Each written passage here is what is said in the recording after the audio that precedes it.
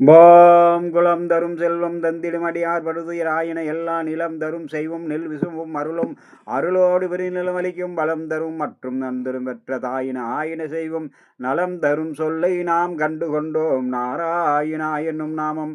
நண்பர்களே, இன்றைய நாள் இனிய நாள் நிகழ்ச்சியில் உங்களை சந்திப்பதில் மிகவும் மகிழ்ச்சி. இன்று விஸ்வாவாச வருடம் மாசி மாதம் 6ஆம் தேதி 18/2/2026 புதன்கிழமை. இன்றைய திதி பிரதமை மாலை 4:58 வரை. பிறகு துவியை. இன்று சந்திர தரிசனம். நட்சத்திரம் சதயம் இரவு 9:20 வரை. பிறகு பூரட்டாதி. இன்றைய யோகம் சிவம், கரணம் பலவம், நேத்திரம் பூஜ்யம், ஜீவன் பூஜ்யம், சித்த யோகமும் அமிர்த யோகமும் கூடிய நாள். இஷ்டி பால்குண சுத்தம், சந்திர தரிசனம், கலவை பரமஸ்ரீ, குரு ஆராதனை, சிறிய திருவடி மேயானம் இரவு 9:24 வரை.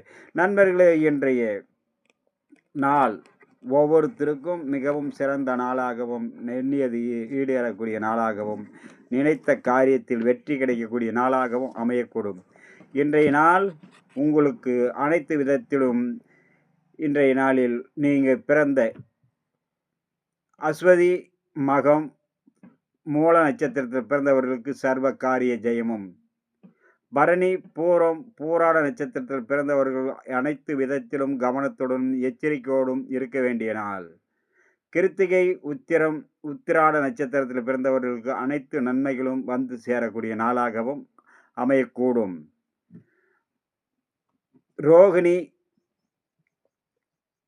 அஸ்தம் திருவோண நட்சத்திரத்தில் பிறந்தவர்கள் வண்டி வாகனங்களில் பயணம் செய்யும் போது மிக மிக கவனத்தோடும் எச்சரிக்கையோடும் இருக்க வேண்டிய நாள். மிருக சீரிசம் சித்திரை அவிட்ட நட்சத்திரத்தில் பிறந்தவர்களுக்கு அனைத்து வகையிலும் நன்மைகள் வந்து சேரக்கூடிய நாளாக அமையக்கூடும். திருவாதிரை புனர்பூசம் திருவாதிரை சுவாதி சதய நட்சத்திரத்தில் பிறந்தவர்கள் அனைத்து விதத்திலும் கவனத்தோடு எச்சரிக்கையோடு இருக்க வேண்டிய நாள். புனர்பூசம் விசாகம் பூரட்டாதி நட்சத்திரத்தில் பிறந்தவர்களுக்கு அனைத்து நன்மைகளும் வந்து சேரக்கூடிய நாளாகவும் அமையக்கூடும். பூசம் அனுசம் உத்திரட்டாதி நட்சத்திரத்தில் பிறந்தவர்களுக்கு எண்ணங்கள் அனைத்தும் ஈடேறும்.